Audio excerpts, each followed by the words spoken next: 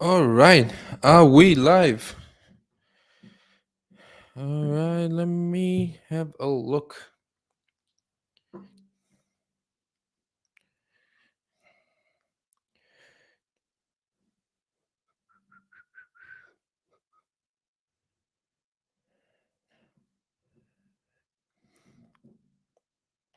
Yes.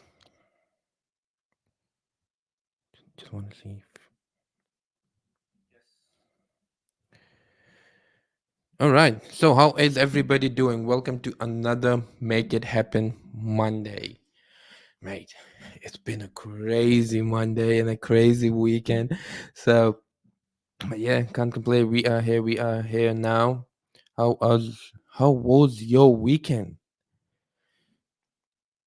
Tell me in the comments below. How was your weekend? How has your week been so far? Well, it's just been Monday. So how's your Monday been so far? Man, mine just started smooth and it went whew up. So yeah, it was crazy. It's been crazy. It's been crazy few days. A lot of things happening at the back end. We've been trying to scale up the company. We've been trying to scale up the content. I have been trying to be more consistent with the content. To be honest, man, this is just one thing.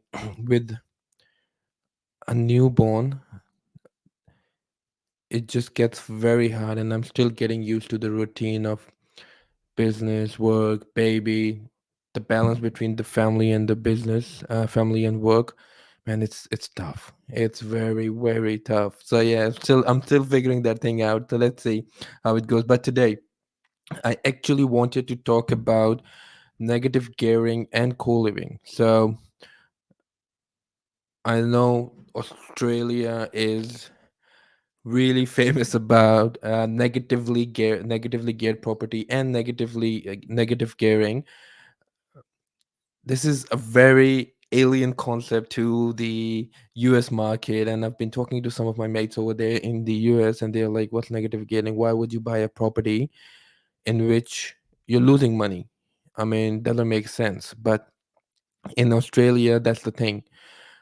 In Australia, people buy negatively geared properties to save on taxes. But like this one thing I know it helps in taxes. It helps to build generational wealth because you see that capital growth, and that's where the wealth is made. I know all that, and I love all that. But at the same time, I've been talking this again and again and again that cash flow is king, which is that one part of the puzzle which people actually forget. Yes, I've got the cash, I'm building up that generational wealth, but where is the cash flow? Where is that part? How am I gonna get that cash flow? So yes, negatively gearing is great. Look, I focus on that one thing, which is cash flow and then growth, because I believe that's what been working, and that's what makes you sleep at night good rather than having that stress about that property holding, the cost of holding the properties.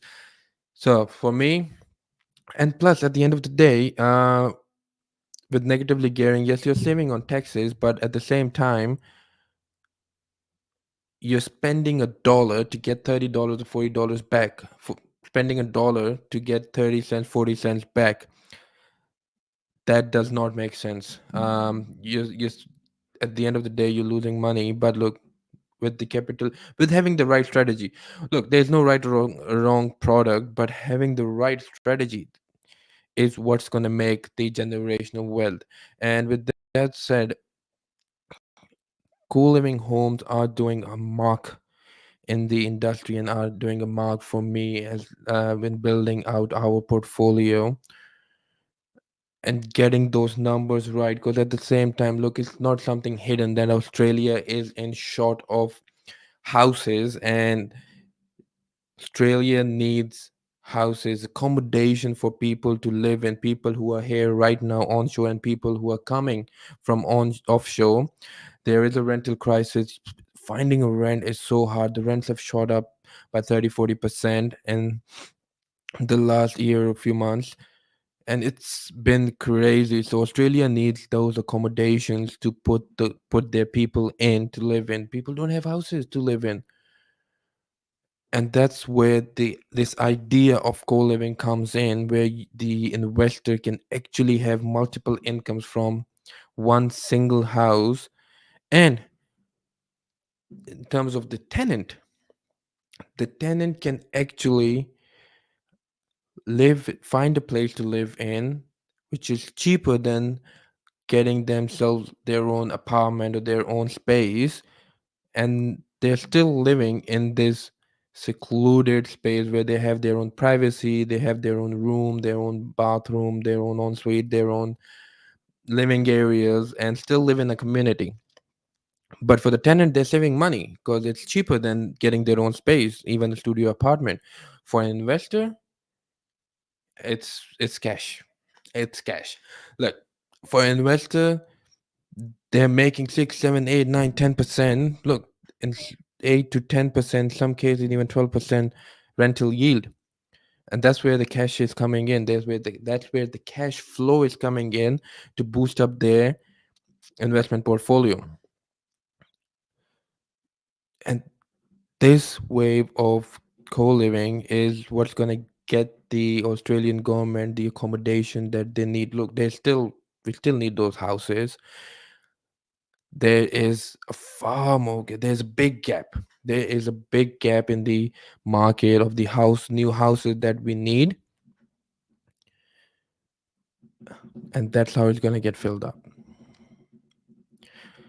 Like, negatively geared is great, but for as an investor, you need that cash flow to bump up and build that equity to multiply and build that portfolio, build that generational wealth or financial freedom. Because at the end of the day, why are we doing that? We're not just buying property just to keep property and say, hey, we've got this much property.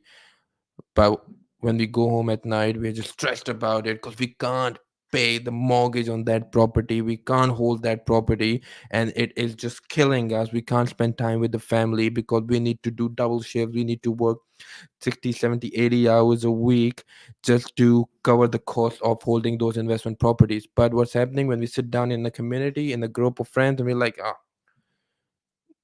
we've got two properties, we've got three investment properties, we've got four investment properties. That is not the goal. The goal is financial freedom. The goal is money. So we need to build that money so that we can have that freedom that we want to spend time with family, to travel, and to build that generational wealth for the coming generations. And that cannot be done with money just going out of your pocket. Money needs to come in as well. For us, look, co-living homes is the future of investment, and it's the future where the investor can get cash flow from their investments, build equity, multiply, and build the future that they want. If Australia needs new houses, and investors are just investing in old established homes, I don't know how is this gap gonna be filled up. But at the same time, there is a gap. I mean, in layman terms, if nobody knows investing, nobody knows real estate, there is a gap, there's a demand. So that demand needs to be filled up, and whoever fills that demand makes the money. So, as an investor, do you think building new houses, investing in new houses, investing in co living homes is going to be a bad strategy? Then, look, I don't know. For me, a simple foundational rule: there's a gap, fill that gap, make money, have the freedom that you want. As easy as that. Rest is up to you. So, with especially with this co-living asset, with this co-living product, um, I know a lot of people have questions. A lot of people are still confused how it works, what it does, and how is it beneficial to you, me as an investor. So what I've been doing, thinking about, and I've been building is a webinar just to talk about the pros and cons of co-living and how that can be your savior to the financial freedom that you want. So, in the next few days, I'll be sharing the link of the webinar that I'll be doing on just co living and how that can be your savior to build the financial freedom that you want. Keep your eyes out on my account, and I will talk some numbers there, because it's all about numbers. Real estate is all about numbers. Keep your heart out there. Look, leave your heart there at home in the room when you're talking about investment. So, if you want to know more about co-living, what it does, what are the benefits of it, how does it work, what are the numbers, how the numbers look like, I will be sharing that on live on a webinar and showing you what is this thing called co-living, how can it benefit you as an investor, and how can it actually generate the cash flow to build up the financial future that you want.